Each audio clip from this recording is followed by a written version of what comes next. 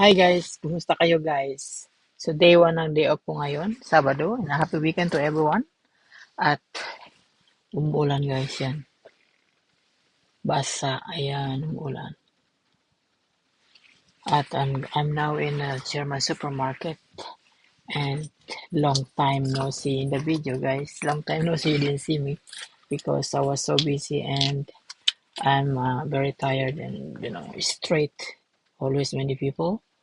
That's why I didn't have time to take a video. Anyway, now I try. And let's go in. Go in, guys. Onions, guys. Wala na kami. Bili ako ng onions, guys. Onions.